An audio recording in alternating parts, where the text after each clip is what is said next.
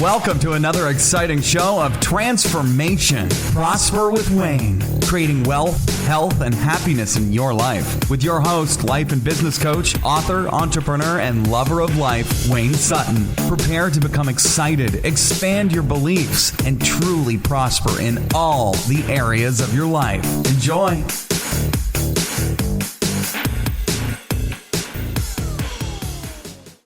Hey guys, Wayne Sutton, prosperwithwayne.com. Today we're talking about prosperity from your knowledge. Things that you know, your ideas that you have, how can you turn those into finances? Prosperity, let me say this, prosperity or financial abundance comes from bringing value.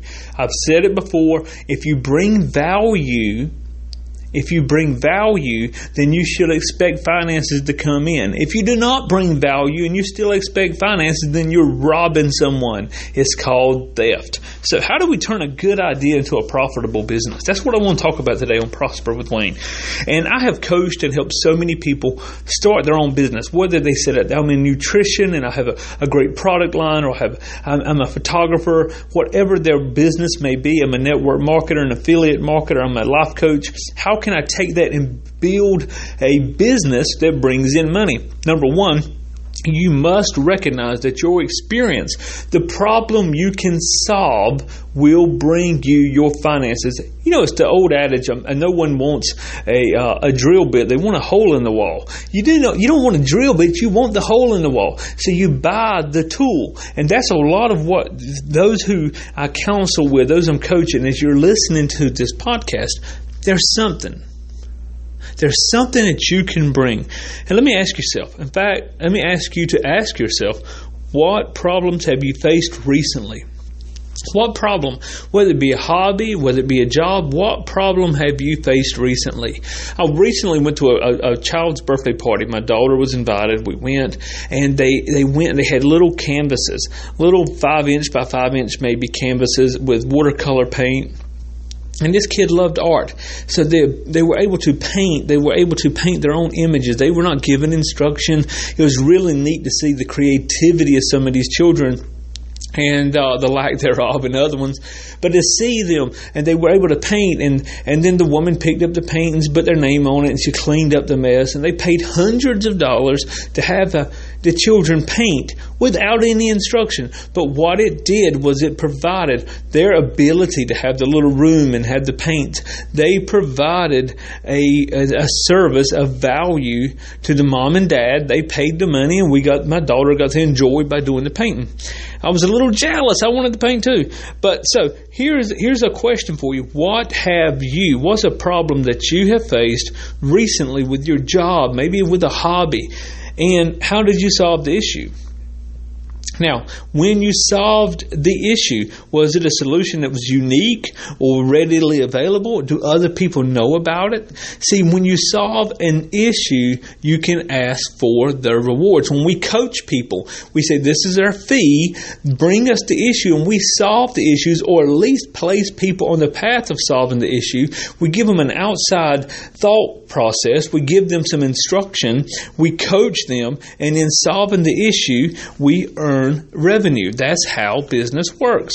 You know, if someone's thirsty and they decide to buy a soda, that solved an issue. It was a value. They give money, they receive the Coca-Cola, the Gatorade, whatever it may be. When somebody's out in the social life and they need something to do, maybe they're going to the movies, maybe they want to see a concert, they're paying money for value. So what experience do you have? What do you have within that you can bring? And number two, what do people need the most? What do people need the most? See, you can look at what you're good at. I tell people a job will deflate you, a purpose will empower you. What's your purpose? What can you bring to people? What are you really good at? And when you bring that, what do people need? It's not only what they want, but it's your experiences and their needs and wants. What is it that people are always complaining about? They're always complaining about it. What they're saying is there needs to be a solution. When people are always complaining, people for years, they complained about being able to talk with someone on the road. And what happened? The mobile phone communication system came into place. The ability to connect with people across the world. Now look at the internet. These were great places where Google, let's look at Google. Many people, how do I find out about this? How do I search about that? I remember searching on Yahoo, and Yahoo's still a great search engine, but I remember the day a family member said, hey, you've got to check out this new website. It's called Google. And it's really quick. It really gives you the best results. And man, the birthplace of Google, but it was a need. It was what people needed and wanted, and they brought it. They brought a value. Number 3, test for profitability. I'm going to go further into this in another podcast, maybe tomorrow. But today I want to talk about test for profitability. Once you've determined that you have something to bring of value, that your solution is effective, you need to test for profitability. Is anyone doing this? Now, if no one's doing it, it means one of two things. You've got a wide open market. You can brand yourself. You can be the leader. You can make a lot of money. Or 2, nobody wants to service. One of the easiest ways to test is do an online search. How many people are searching every day for what you have?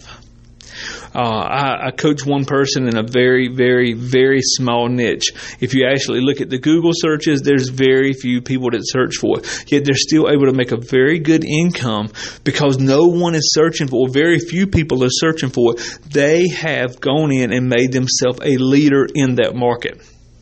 Now, however, because there's such a small niche, somebody else could come in, be the leader, and they would be out of business or be struggling. So they not only have to be the leader, but they have to look at other areas related to that niche that they can expand upon. They can scale up.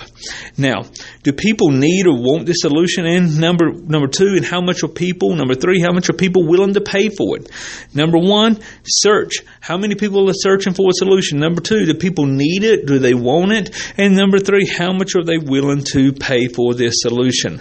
If you need an attorney, you want to pay more for the attorney because you have a need there. If it's a doctor or a neurosurgeon, you're going to pay more for the neurosurgeon because the need is greater. It's less. It's more specific. It's a very specific niche. So I want you to think about for a moment, what is it you enjoy doing? What is it that you're good at that you could bring to the marketplace? How can you take a good idea and turn it into a profitable business? Now, this is all for today. We're going to talk about tomorrow. We're going to look at mentorship. We're going to look at how to extend your reach, add in value, increase in earnings, how to start with little or no money, how to use free resources. We're going to go a lot deeper tomorrow. But for today, I want you to go back and look at these. Look at these questions. Number 1, how can your experiences, what you've gone through help others? I do a lot of Christian counseling. I grew up in the church. I'm ordained, but I also have gone through a divorce. I've gone through a divorce with a child. I've gone through the pain. I've gone through the struggle. So I don't just bring a clinical therapist role. I bring experience. I bring my heart. I bring passion into it. And so I'm able to help people in that area. Number 2. So number 1, how can your experiences or what you're really good at, how can that help other people? Number 2, what do people need the most? What are they looking for? See, in my case, they're not looking just for someone to counsel with them. They're looking for someone that knows what they're going through in a divorce, in a separation issue, and how to come out of that. Number 3, you must make sure that there's people willing to invest in. If you have something but nobody wants to invest in it, then what you have is a good hobby, a good idea. But you must recognize how many people are searching for it. Do people want it, or do they need it? And thirdly, how much are they willing to pay for it? Is it going to be profitable for you? Again, tomorrow we're going to go deeper on how to turn your good idea into a profitable, sustainable business. This is Wayne Sutton, prosperwithwayne.com. Make sure you get a Prosper with Wayne. Sign up for our email so you can receive our newsletter. Look at the articles, comment, share, email me with any questions. I would love to hear from you. prosperwithwayne@gmail.com is the best way to reach me. Comes right on my mobile phone. This is Wayne Sutton. God bless.